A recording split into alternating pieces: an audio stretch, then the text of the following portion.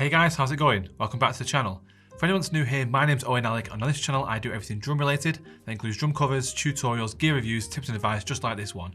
So if that sounds like something that you're interested in, then please do consider subscribing, hit that like button, all that good stuff, because it really helps the channel. Thank you very much. So today in this video, we're going to be checking out some of the best budget in-ear monitoring system setups for beginners. I'll leave links to everything you're going to see in this video in the description below. So first off, what is in-ear monitoring, or IEMs for short? It's essentially hearing everything that's going on around you, but instead of it coming through in the room, you're hearing it in your ears instead, and it's much more controlled and much safer. All musicians are able to use in-ear monitoring systems, everyone from the drummer up to the singer. The main difference being that it's actually easier for drummers to get these setups than it is for guitarists or singers. And I'll explain why later in the video. The reason why you should have in-ear monitoring is because it is far, far safer than hearing things in the room. For instance, if you're at a live gig and you've got a wedge next to you blasting you with the noise from the rest of the stage so you can hear what the rest of the band are playing, but then you've also got all the acoustic kit flying at you, that's a lot of noise for your ears to deal with. And if you've ever played a live gig and you've not used in-ear monitoring, you'll know that when you've come off stage and either later at night when you're going to bed or something like that, your ears are ringing.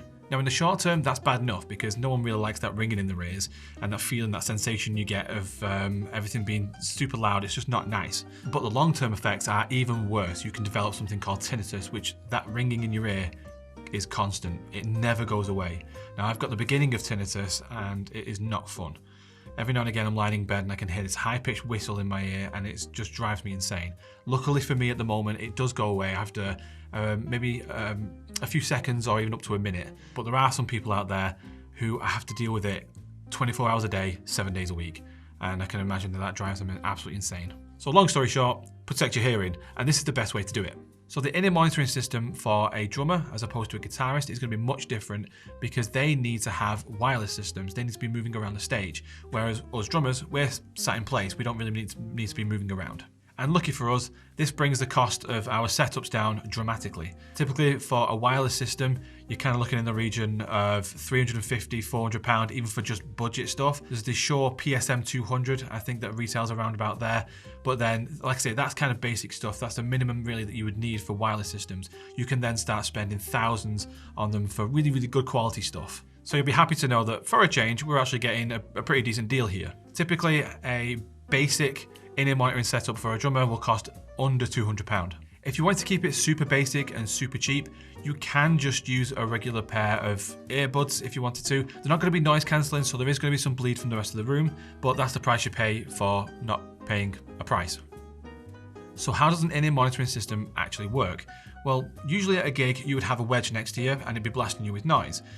That's got a feed from the main desk, the live desk that would be out front from the front of house, the mix engineer who's doing the gig. He would send a feed to your monitor and that's what you're getting blasted with. You're essentially taking the feed out of that, putting it into a mixer of some kind, and then from there you're using the headphone out into your in-ears. Now obviously because you're using your in-ears and they're more likely going to be noise cancelling, you can control the volume a lot better and it's going to be much safer. You're not getting huge amounts of noise coming in because you're now not hearing the rest of the room quite as much. So you can have the volume turned right down and still be able to hear everything far clearer as well. This is the big thing. The quality of the sound is going to be so much better, which in turn means that you're going to be able to play better because you can hear everything that's going on super clear.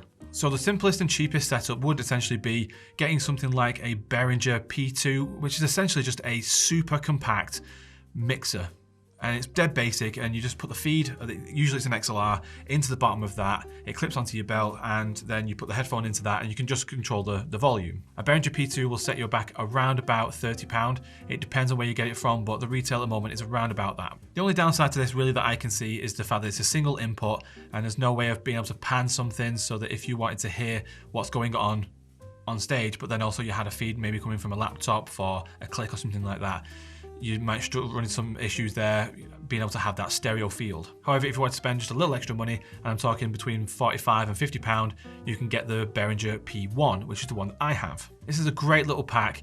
It's a bit bigger than obviously the P2 would be, because this one has two inputs, which is incredibly useful because again, you can get two different feeds coming from two different sources. Then on the pack, you can pan them, so you can go either full left or full right, or you can blend the two.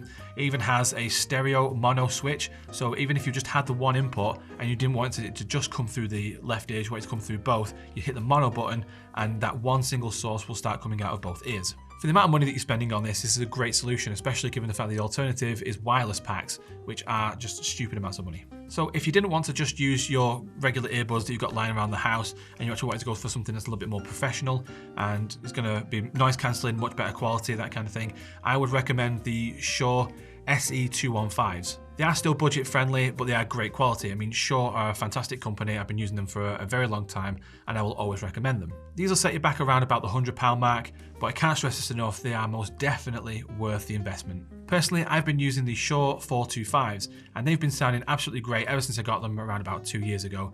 And they've not dropped in quality, they're still going, and they weren't actually that expensive. I mean, for the 425s, you're looking around about the £150 to £200 mark, but they are definitely worth the investment. However, when I'm in the studio and I'm recording drum covers and things here, my monitoring is ever so slightly different. It's the same kind of premise, but I use slightly different gear because I've got all of my microphones from my drum kit going into my Behringer XR18, and then it's going into my laptop, and then I've got an output from that.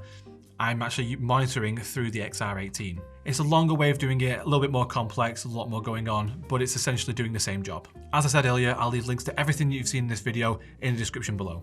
If you have any questions about anything that I've discussed in this video, please leave them in the comment sections below and I'll do my best to answer them. Thank you very much for watching, and I will see you in the next video. Bye guys.